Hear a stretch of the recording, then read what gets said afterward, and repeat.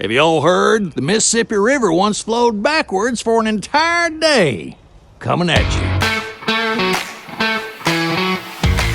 Well, howdy, friends. Did y'all know that on February 7th, 1812, the mighty Mississippi River actually flowed backwards for a whole day?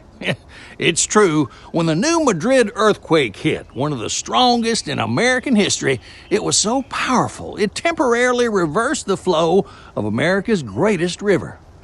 Just imagine fishing 1 minute with your line floating downstream, and then suddenly your bait's heading the other way.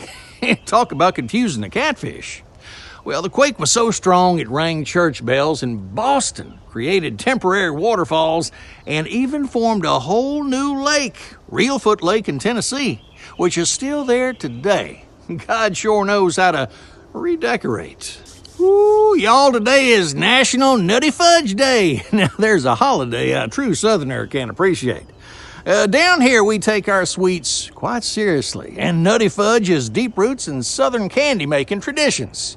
Legend has it that fudge was discovered by accident back in the 1880s when some confectioner fudged a batch of caramels or caramels, whatever. Thank goodness for sweet mistakes. In the South, we have perfected it with Georgia pecans, whatever, that make any fudge better by a country mile. You know, my grandmama used to say, good fudge is like a good friend, sweet and a little nutty and always welcome at the table. So grab yourself some nutty fudge today and celebrate properly. Have y'all ever wondered about pimento cheese?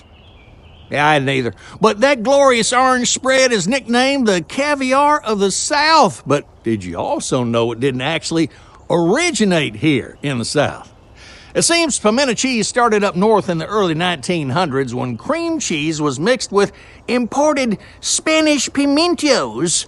But leave it to Southern folks to perfect it. We swapped in sharp cheddar, added a kick of cayenne, and we made it our own. During the Great Depression, pimento cheese sandwiches became popular because, well, they were affordable but still felt special.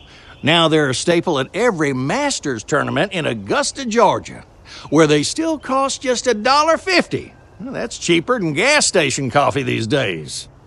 So next time you're enjoying this Southern staple, remember, we may not have invented it, but bless our hearts, we sure did perfect it. Y'all know Memorial Day weekend's just around the corner, right? And folks will be taking their boats out on lakes all across the South. But let me tell you all about the original boat builder, a fellow named Noah. Noah's Ark was about 450 feet long. That's 1.5 football fields long. Can y'all imagine building that without power tools? And y'all think putting together IKEA furniture's tough? Pfft.